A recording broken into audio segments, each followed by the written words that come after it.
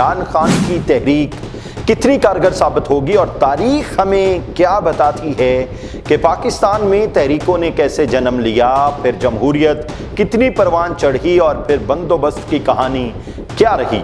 ناظرین کرام، قیام پاکستان کے فوراً بعد ہی جمہوریت کے خواب کو آمرانہ خواہشات نے روندنا شروع کر دیا۔ ناظرین کرام، ذرا تاریخ پر نظر ڈالتے ہیں۔ 1951 میں پاکستان کے پہلے وزیر اعظم لیاقت علی خان کے قتل سے لے کر 1958 میں جنرل ایوب خان کے مارشل لاء تک ہر واقعے نے قوم کو یہ باور کرایا کہ طاقت کا سرچشمہ عوام نہیں بلکہ کچھ مخصوص حلقے ہیں۔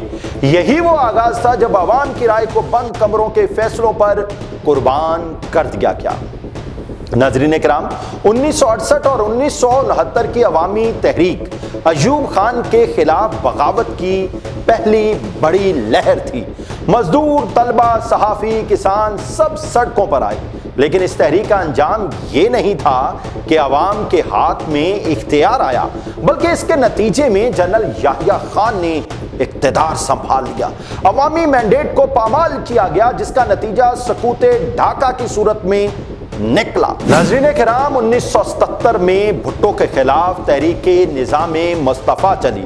مذہب کے نام پر سڑکیں گرم کی گئیں، لیکن حقیقت میں اس تحریک کا انجام جنرل ضیاء الحق کے طویل آمرانہ دور پر ہوا۔ ایک اور بار عوام کے کندھے پر بندوق رکھ کر کسی اور نے اقتدار پر قبضہ کیا۔ بھٹو کو عدالتی قتل کے ذریعے ہٹایا گیا اور ملک کو مذہبی شدت پسندی کے اندھیرے میں دھکیل دیا گیا۔ ناظرین کرام، 1983 میں MRD تحریک برائے بحالی جمہوریت سندھ سے اٹھی۔ فوجی آمریت کے خلاف ایک عوامی آواز بلند ہوئی، مگر ریاستی جبر کے تحت اسے دبا دیا گیا۔ ناظرین کرام، ہزاروں کارکنان کو گرفتار کیا گیا، کوڑے مارے گئے، لیکن پاکستان کی سیاسی فضا میں کوئی بڑی تبدیلی نہ آ سکی۔ ناظرین کرام، 1988 سے لے کر 1999 تک ایک اور کھیل شروع ہوا۔ جمہوریت کی آڑ میں باریاں، کبھی بے نظیر، کبھی نواز شریف، کبھی صدر کا اختیار، کبھی عدالت کا ہتھیار۔ اسٹیبلشمنٹ کی انگلی سے اٹھنے والی حکومتیں انگلی سے گرا دی جاتی تھیں۔ 1999 میں جنرل مشرف کا ٹیک اوور، کارگل سے شروع ہونے والی کہانی کا اقتدار پر قبضے تک پہنچنا، اس بات کا اعلان تھا کہ اصل فیصلے اب بھی کسی اور کے ہاتھ میں ہیں۔ ناظرین کرام، 2007 کی وکلا تحریک نے امید جگائی۔ عوام، وکلا، سول سوسائٹی، میڈیا سب ایک بیانیے پر اکٹھے ہوئے۔ عدلیہ کی آزادی، مشرف کو جانا پڑا، لیکن جیسے ہی مقصد حاصل ہوا تحریک تتر بتر ہو گئی۔ پیپلز پارٹی کی حکومت بنی، پھر پاکستان مسلم لیگ نون، لیکن عوام کا مقدر وہی رہا، وعدے، نعرے اور مہنگائی۔ ناظرین کرام، اب عمران خان کا وہ 2014 کا دھرنا، عمران خان اور طاہر القادری کے جلسے، 126 دن کی گونج، لیکن اصل تحریک کا فائدہ کس کو ہوا؟ پارلیمنٹ پر حملہ، پی ٹی وی پر دھاوا اور پھر تھرڈ امپائر کے اشارے۔ جب جمہوری قوتیں کمزور ہوں تو دھرنے اکثر جمہوریت کے خلاف استعمال ہوتے ہیں۔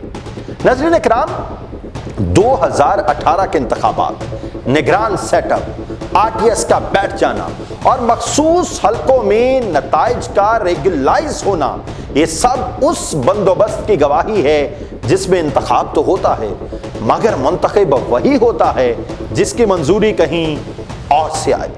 ناظرین کرام، 2022 میں عمران خان کی حکومت کا خاتمہ، 9 مئی کے واقعات، کارکنوں پر بدترین کریک ڈاؤن اور PTI کا منتشر ہونا، سب کچھ ایسے ترتیب دیا گیا جیسے کوئی اسکرپٹ ہو۔ مقدمات، گرفتاری، وفاداریاں تبدیل کرنے کی فیکٹریاں اور میڈیا پر مکمل خاموشی۔ اب یہ جمہوریت کی علامتیں ہیں یا بندوبست کا ثبوت؟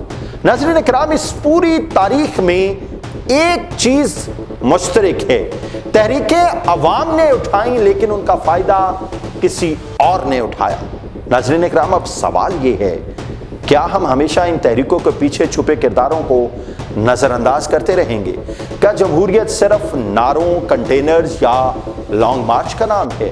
کیا آئندہ نسل کو بھی یہی بندوبست ورثے میں دیں گے؟ یہ وقت ہے سچ بولنے کا، یہ وقت ہے تاریخ کو نیا موڑ دینے کا۔ جمہوریت تب ہی مضبوط ہو سکتی ہے جب تحریکیں حقیقی ہوں اور ان کا انجام بند کمروں میں نہیں، عوام کی رائے سے ہو۔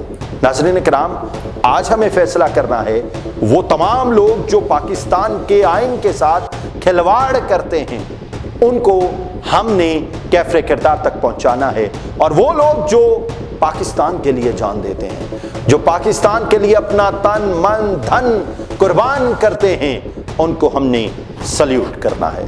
پاکستان زندہ باد، پاک فوج پائندہ باد۔